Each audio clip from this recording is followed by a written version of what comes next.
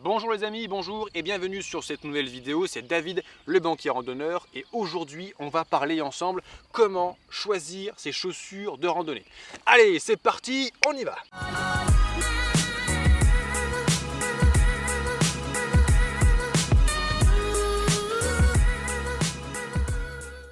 Quand tu achètes une paire de chaussures de randonnée, tu n'es pas en train d'acheter un paquet de pâtes chez Auchan, tu es en train d'investir dans l'outil principal du randonneur qui va prendre soin de tes pieds.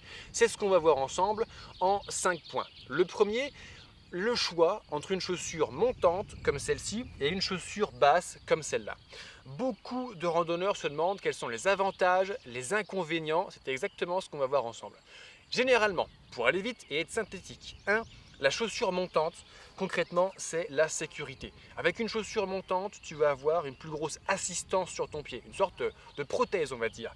Ce qui fait que ta cheville va être très fortement maintenue, ce qui réduit les risques d'entorse, typiquement. Ce qui fait que si tu es débutant en randonnée, si tu n'as pas une cheville bien musclée, bien préparée, eh bien effectivement, l'efficacité, c'est la chaussure montante. Même en pleine montagne dans les pierriers, ça passe sans trop se poser de questions. L'inconvénient, tu l'auras compris, c'est qu'à force, sur le long terme, à force de porter que de la chaussure montante, en fait, on se fragilise soi-même son articulation, sa musculature et on diminue sa proprioception de son pied. Donc à terme, on se fait un pied plus fragile. Donc avantage court terme, clairement, la chaussure montante. Deuxième type de chaussure que tu peux choisir, la chaussure basse. La chaussure basse, comme tu vois ici, ta cheville et tes malléoles vont être à l'extérieur, ce qui fait que tu auras beaucoup moins d'assistance. À court terme, ça veut dire que je ne te conseille pas de prendre ce type de chaussure si tu débutes en randonnée ou si tu as une fragilité sur le pied, tu as fait des entorses dernièrement, etc. En revanche, à long terme, le fait de faire travailler ta cheville, ça va muscler l'articulation, la musculature autour, les réflexes, toute la proprioception, etc. Donc à long terme, effectivement, randonner avec de la chaussure basse, ça renforce ton pied. Autre petit avantage rapidement au niveau de l'étanchéité. Ah oui, quand il pleut, c'est vrai que ce n'est pas le même niveau, on en reviendra un petit peu plus tard. Deuxième point, comment savoir si ton pied va bien rentrer dans ta chaussure? Tu es en train d'acheter une godasse de randonnée, il faut que ta chaussure aille bien à ton pied à toi. Concrètement, quels vont être en fait les points importants à avoir? Il faut que la taille de ta chaussure, alors je te dis ça, dans le rayon de chez Decathlon, typiquement, s'il faut que tu passes 3 heures à choisir ta godasse, tu passes 3 heures, ça t'évitera des blessures et des emmerdes par la suite. Premier point de problème, ici, il faut que la taille de ta chaussure soit bien proportionnée à ton pied. Sinon, elle sera trop courte, tes orteils vont taper le bord et là, c'est ampoule assurée, attention les vélos. Deuxième chose, deuxième point sensible, ça va être effectivement exactement la même chose à l'arrière, au niveau du talon ici. S'il y a trop de friction ici, ça fait de l'ampoule au talon, attention les vélos. On va retrouver une autre zone sensible ici, sur le devant de la cheville. Lorsque tu as des chaussures en fait, qui sont trop serrées sur le dessus, qu'il y a une zone de friction ici, ça va t'irriter dans un premier temps et ça peut dégénérer en tendinite. Même chose pour l'arrière. Ici, entre le talon et ton mollet, il y a ton tendon d'Achille.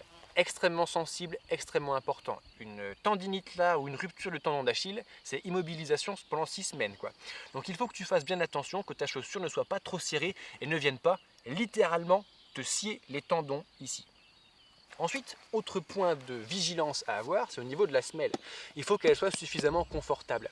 Si tu n'es pas confortable au niveau de la semelle, en fait, tu peux te faire, le risque c'est de se faire effectivement de la tendinite en dessous les pieds, ici extrêmement douloureux. Enfin, si tu veux en fait, on va dire optimiser ta semelle, tu as une autre possibilité qui n'est pas offerte par les constructeurs de chaussures, mais par la médecine, on va dire, c'est les semelles orthopédiques. Ça réduit les chocs, ça augmente le confort du pied, c'est effectivement un élément important. Pour ça, tu vas voir ton médecin généraliste qui t'offre un rendez-vous chez le spécialiste pour construire vraiment sur mesure à ton pied à toi ta paire de semelles orthopédiques.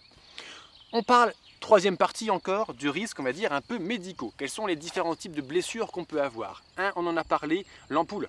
Zone de friction, typiquement sur l'avant et l'arrière, ou même sur la plante des pieds, aux zones de contact, ça dégénère en ampoule, qui est une brûlure, etc. Ensuite, une irritation de manière générale, où que ce soit sur le pied et spécifiquement au niveau des orteils. Et entre les orteils, ça dégénère très facilement, surtout en terrain humide. Tu randonnes en Écosse par exemple, et elle flotte tout le temps, tu as toujours le bout des pieds mouillé. Attention, une irritation peut dégénérer en mycose. Et là, c'est vraiment pas très rigolo. Alors bonjour l'odeur dans la tente le soir. Et pour se débarrasser d'une mycose, c'est un traitement antifongique long, ça revient comme une... C'est horrible. Donc, point de vigilance vraiment très important sur tes pieds. Ensuite, on l'a vu déjà un petit peu juste avant avec les zones de vigilance sur la chaussure. Attention à ne pas te foutre de tendinite. Que ce soit sous les pieds, que ce soit le talon d'Achille, que ce soit sur le devant de la cheville. Attention, prends soin de tes tendons. Et enfin, dernière blessure, qui ne concerne pas que la cheville, mais tout le corps, vraiment tout le corps. Attention au choc articulaire. En randonnée, à chaque pas, ton pied par le talon vient choquer, puis s'enroule ensuite. Ça veut dire qu'à chaque fois que tu fais un pas, tout le poids de ton corps se répercute 1 sur la cheville, 2 sur le genou, 3 sur la hanche, 4 dans le dos, 5 dans les cervicales là-haut. Donc attention au choc articulaire et une bonne paire de chaussures avec une bonne semelle, voire boostée avec de la semelle orthopédique, voire boostée en utilisant les bâtons de randonnée. Ça permet de diminuer vraiment très significativement les chocs articulaires. Quatrième point, on va parler un petit peu, oui, mais David, combien ça coûte tout ça? Bon, alors, mention légale, ceci n'est pas une vidéo sponsorisée, ceci n'est pas une vidéo affiliée. Là, je te présente uniquement les paires de chaussures que j'ai moi-même utilisées sur près de 10 000 km maintenant au global, et je te présente mon retour d'expérience, ce n'est que mon avis. On va commencer par exemple avec cette paire de chaussures. Il s'agit d'une Renegade de la marque de chez Lowa, qui est un constructeur allemand. Alors typiquement, je me fournis essentiellement chez Decathlon pour le moment sur mon matériel de randonnée. Quand tu débutes en rando, ça suffit. L'avantage de la Renegade de chez Lowa, c'est qu'elle est d'un confort, mais c'est de la folie, c'est un chausson. Tu rentres tes pieds dans une charentaise, c'est extraordinaire. D'ailleurs, le slogan de la marque, si je me souviens bien, c'est « Essaye-la et tu repars avec ». Effectivement, c'est assez tentant en termes de confort. Ensuite, on a une qualité globalement intéressante. À mon sens, le petit désavantage, on va dire, de la Renegade de chez Lowa, c'est qu'elle est construite sur un pied large. Moi, j'ai, on va dire, un pied extrêmement large au niveau de l'écartement près des doigts de pied. Par contre, j'ai des petites chevilles. Et ici, ce que je voulais dire plus tôt, c'est qu'au niveau de la cheville, c'est construit pour des chevilles bien musclées, quoi. Donc, si tu as des petites chevilles, au niveau du serrage, sur la personnalisation du serrage de la chaussure, ce sera une petite problématique. Combien ça coûte? Concrètement, une paire de Renegade chez Decathlon aujourd'hui, c'est 180 €. 180 € pour avoir une qualité de chaussure qui est franchement intéressante, un confort extraordinaire. Pas d'ampoule avec des Renegades, c'est de la folie.